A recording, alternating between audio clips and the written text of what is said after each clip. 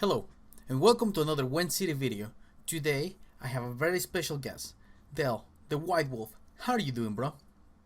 I am doing quite well, Manti. How are you doing? I'm doing great, man.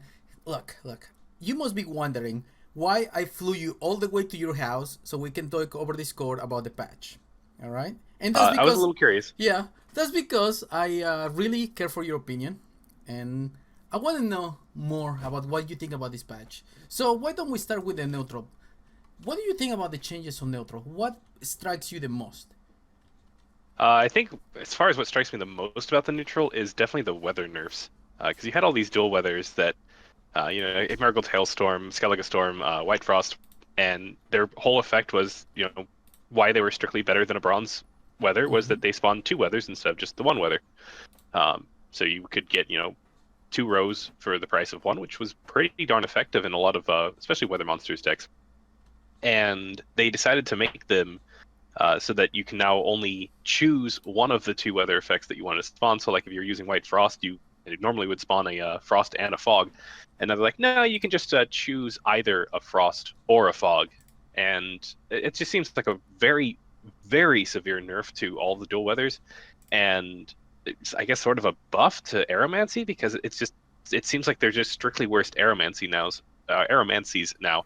So I'm not sure what the design decision behind that was. I think they were maybe a little too concerned with the weather nerfs. I know we talked about it before, that weather seemed to be in a pretty good spot, mostly because of the first light change only affecting one row now.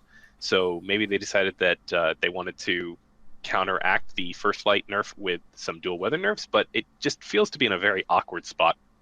Tell me something. The Triss change.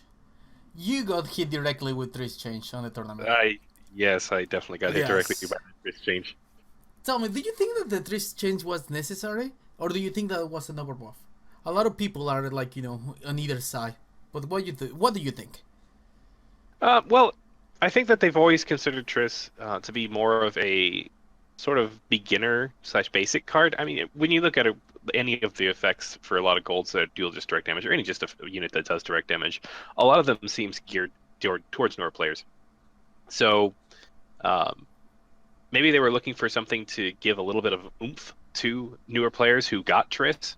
Um, I'm not sure. As far as letting her target both sides of the board, I'm okay with it for the most part. I mean, it definitely hurt me, as you know pretty well, uh, knocking out my Camby that I threw over to your side with Triss, and I I think that's probably a fine interaction. It's not going to come up in every game, but it's more of giving golds a little bit of extra. So you have a lot of like just the ballista archetype, I guess, of bronze units. 5 damage, deal 3, pretty basic. Triss, I always felt was just more of an expansion on that, where she's 8 strength, deal 4. Mm-hmm. So having her have a little bit of extra just because she's gold, I think is fine. Letting her target your own side of the board. There's a lot of stuff going on currently on your side of the board that your opponent's putting there for you that you don't want there. Notably, rot tossers with those diseased cows. It's just like, get out of here, cow. I don't want you on my side of the board. So having the flexibility on Triss, I think, is probably a good thing. I would like to see that expanded though to any gold that does damage. To be able to do both sides of the board, just notably Vernon, Roche, and Eorvith, I think, could definitely fit the same treatment and still be fine. I would like to do that as well. For those who don't know, we're referring on the Wentomans tournament. Dale and myself ended up playing against each other, and he was playing a super cool deck. It was Discard plus Camby, and I ended up winning because I had Triss Marigold on hand, and I ended up killing Camby with that. The Triss buff actually won me another game where I ended up killing one of the Rotossers. It's a way more value than 12 only now. It's adaptabilities, options, and you cannot really put a number on that. Avalok, what do you think about Avalok right now? I'm very, very curious if members of the dev team were listening to the community on this one, and like, because it's been kind of thrown about now, where it's like, okay, cool, like across the board, all spies got nerfed except Avalok. Avalok didn't get touched, and they're just like looking through their notes, like, oh, we were supposed to do this one too. So just it's a minor strength buff to him. I think it just fits in line with the rest of the spy changes, where all of the spies got their base strength buffed. Avalok was left untouched, but we were speculating maybe that was just because he was gold, but they were like, no, we'll go ahead and buff him just a little bit to make him not, I think he is still one of the strongest spying units in the game. And I think most of the spying units before got their base strength increased by at least like 4 to 6. Meanwhile, Avallac'h only got that base strength buff by 2, so I think it's just more an inline nerf with him to make him fit more of what they were looking for with the spies in order to have a more significant drawback to them. We have to also remember that the meta completely changes and the values that we give to cards are completely changing and shifting. For example, not so long ago we value 1 draw card to 6, but now it's actually more like 8. So it's on par to how the meta is reacting and how the meta is changing. Now also, there's a lot of people who are saying that there was no need to nerf my bro Ancient Foglet. What did you think about Ancient Foglet? I'm a little curious on the Ancient Foglet change, actually. I think Ancient Foglet has been fine at 6. At 5, because the way I look at it is more of what counters it now that it's at 5 instead of being at 6. And most things that could deal 6 damage, or there's a lot of stuff that deals 6 damage, and there's not a lot of stuff that really deals 5. I guess Vernon Roche can now take out an Ancient Foglet. I think the most common was probably definitely just to do a Thunder or Alzur's Thunder on it. But maybe that they just wanted to give you a little bit more time so that you play the Ancient Foglet, it's the 5. It has a round that it gets buffed because it's in fog, goes up to 6. It has another turn that goes by, and then you can react with that Alzur's Thunder that you were holding on to. But it just seems to be a very minor strength nerf to the card overall. It does make it a little bit harder to get some of those bigger numbers out of it very quickly. Whenever you're looking at the bronze units being an 8 strength card, you're now having to have it be in fog for 3 turns in order for it to get up to that value, and then it starts really paying off as opposed to 2 turns before. So I'm curious what the exact reasoning behind the nerf was, but I don't think it affects the card too much in its given deck. Monsters Weather still will definitely run Ancient Foglet, no doubt. I don't know about the nerf on Ancient Foglet because, let me tell you, like you said before, you had 2 rounds to deal with. It's not like, play next round, oh my god, it's out of control. It was actually very, very fair. And now, it's weird to me that you nerf Ancient Foglet, but then you bring a card like the Smuggler. Okay, that thing can get out of hand way quicker than the Foglet now. Like, I don't get it. Like, you nerf this one, but then you bring the Smuggler. It's weird. I think the big difference between those is if you end your... If the Ancient Foglet was the last card that you were playing off of monsters, then you're at least getting to keep that strength over. Whereas, if you wanted to try and continue that strength over between rounds with the Hawker Smuggler, you're having to spend an additional card. Very fair point. Very fair point. Now the Crones, aka the Cones, because I did a spelling error on my last video. I know the Cones.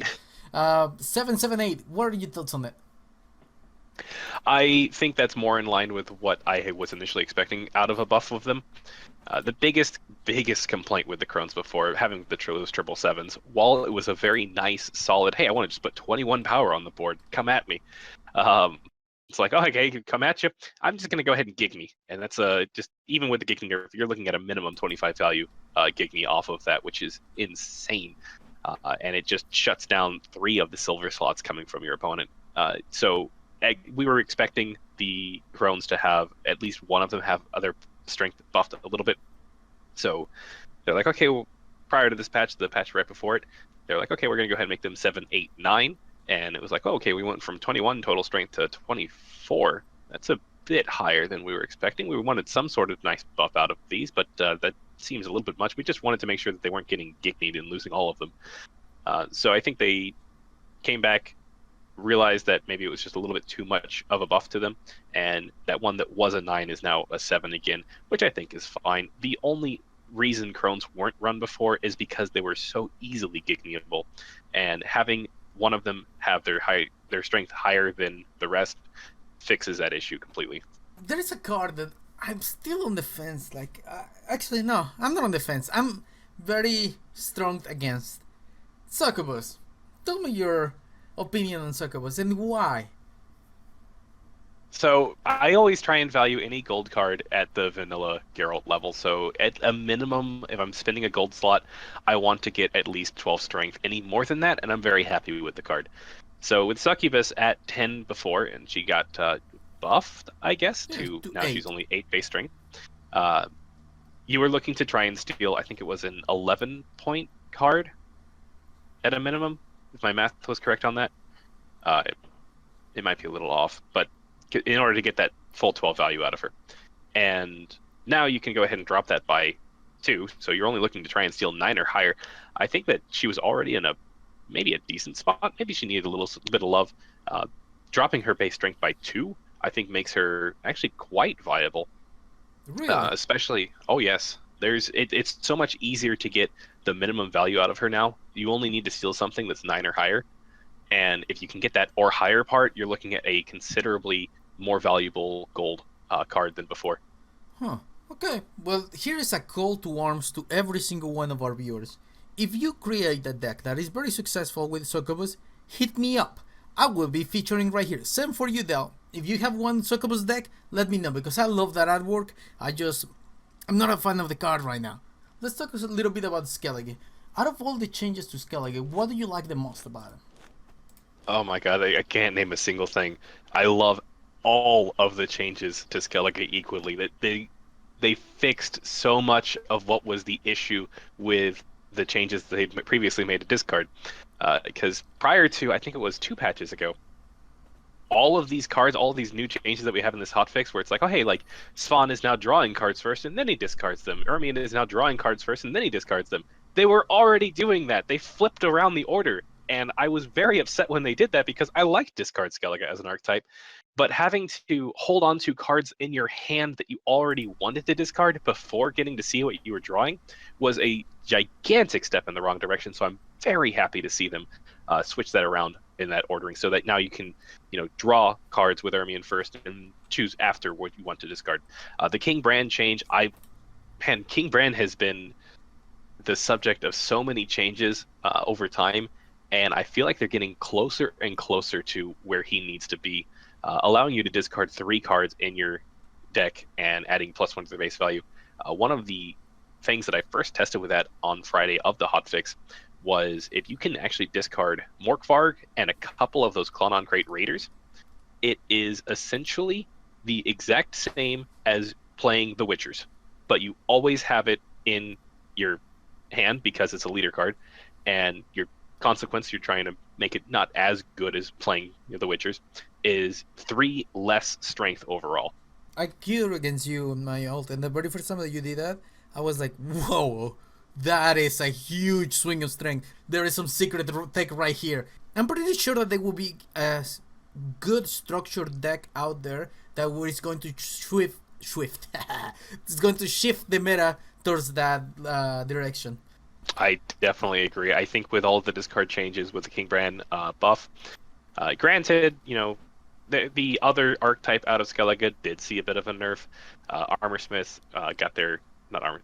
Armorsmith actually did get their strength reduced, but the Axeman is what I was really going for, only getting that +1 strength for every damage unit on the opponent's side of the board, not just your own side of the board either. I think that's a bit of a nerf, but more in line with what they were looking for from the get-go. That Armorsmith nerf, I'm actually very happy about as well, because my biggest complaint with the Armorsmiths is that if you compared them to a boat, they were 1 less strength with a much better effect. So having them 2 less strength than a boat with a much better effect, I think, is definitely more in line with where they should be. Oh, I completely agree with you right there. So we pretty much covered everything on this except for Drain Bandu. What are your thoughts on the Drain Bandu changes? I think he's one of those cards that's hard to balance.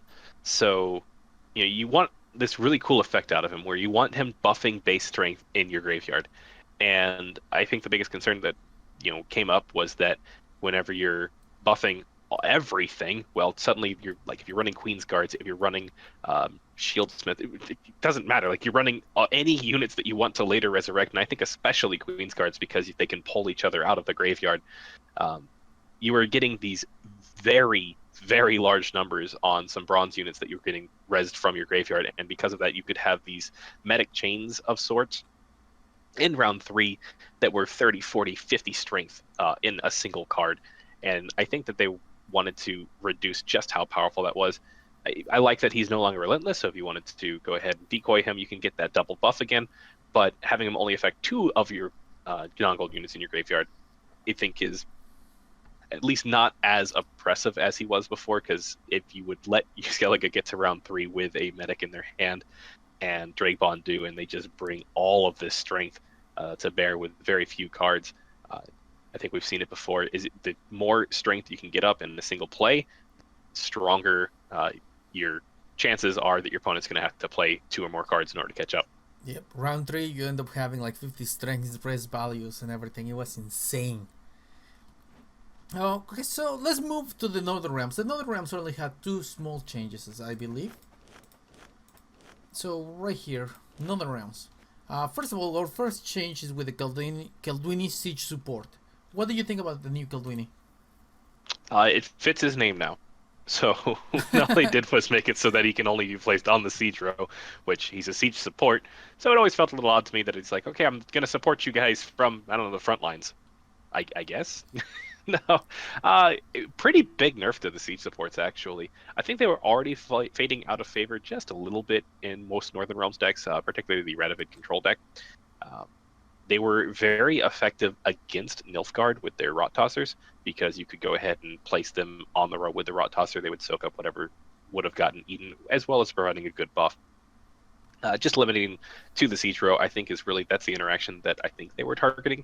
So, you know, you can try and do the same thing where you're trying to get your things out of Rot Tosser's range, but you can no longer use him as a jump blocker. Yep, and once again, I think that they kind of just forgot this, because remember how they did the change for Scoia'tael? Whenever a unit was agile, they will usually have a lower strength value. He was a solid 9 strength with agile, so I just think that they're like, oh, remember that agile unit from Northern Realms? They're like, which one? Oh, Kaldwini Siege support. Yeah, time to nerf that. But it's very minimal, and once again, like you said, it was already falling out of favor. The other change was with reinforcement, and that's also extremely minimal. Now you can actually target something, even if there is nothing left on the deck with it. That's it for that, right? Scoia'tael had one change to one card that I haven't seen too much on ladder or on tournament play. I don't know if you have with Idline. Now she has a 1 turn activation. What are your thoughts on that? I think it's definitely a step in the right direction for that card. She needs something. Locking as a mechanic has proven, I think, more effective than most gave it credit for, but being able to lock everything on a row is not the greatest application of it, I think. Because a lot of times whenever you're locking something, you want to lock a particular unit, maybe 2 particular units, and a lot of times they're on different rows. I think she kind of stands out as maybe being good against maybe Scoia'tael dwarves, since all of their resilient units are going to be on that front line, and you'd be able to lock them all at once, but that's requiring your opponent to have all 3 of them, and you to have Idline in your opening hand. I think it's just a little bit too many cards required for an effective combo. Yeah, I'm gonna have to agree with you once again. Another call to arms. If you guys have cool decks, cool decks with this, always welcome. So right here, that's it for Scoia'tael, and let's go to the last change faction, which is, alright, Nilfgaard. Nilfgaard is the flavor, dude. Since Meisling started doing that list, Nilfgaard is being very prominent on both tournament play and ladder. What is your favorite changes done to Nilfgaard so far? I think my favorite change to Nilfgaard so far is probably all of the golds getting their strength buffed. Most of the silvers getting their strength buffed. It was a lot of minor strength buffs across the board, and I think that it was needed mostly because Nilfgaard's silvers and golds had really cool, really unique effects, but the body just wasn't there to compensate for the times when it whiffed. So Zarthistius especially, I think we have seen him go, he's run the gamut now. I think I've seen him before at 6 strength, at 8 strength, at 9 strength, and now he's finally up to 11. And at 11, maybe that's even a little bit too much, because you're looking at a very cool, very unique effect, sometimes especially useful. Say that you're playing against Northern Realms and they've got their villain Tretmirth up on the top 3 cards of their deck and they were going to draw it. You're just like, no, we're sticking that to the bottom. I don't want to see that this game. Yeah, he could potentially get a lot of value and now he's only coming at one under a vanilla Geralt. So that effect, I think, is much more in line with the vanilla Geralt test of trying to get him up to that 12 strength, maybe even a little bit too high now. Here's another thing that a lot of people might not know, and that I value. It might be, it might be the XD talking, but knowing what your opponent is gonna draw next is actually incredible amount of information. There is sometimes that on turn 2 I end up doing Sartisius, and I'm like, okay, so yeah, you're gonna draw a Thunder next. Okay, I'm going to push you all the way to the end because you're gonna have a Thunder next. So this is that amount of information at 11 strength. Oh my goodness, he's so good now. Let's focus on a card that I think that the change is he just made this almost a staple. I will dare say almost a staple. Cynthia. Cynthia, the golem is now 6 strength. What are your thoughts on Cynthia? I think that's definitely a step in the right direction. The biggest issue with Cynthia that I came across was that you were basically trading an 8 strength silver for a card in your deck, getting that extra card draw. And what you were really, really banking on was that whatever card you drew was higher than the 8 strength golem that you were giving them. And especially in Nilfgaard, a lot of times it just wasn't. So having it nerfing the golem down to 6 makes it much more likely that you find good value out of her. You were already enjoying the benefits of the card draw, but now your card draw is at a minimum. She's now stronger than what your opponent's giving her. So as opposed to being a net 0 value silver card that drew you a card, she's at least a 2.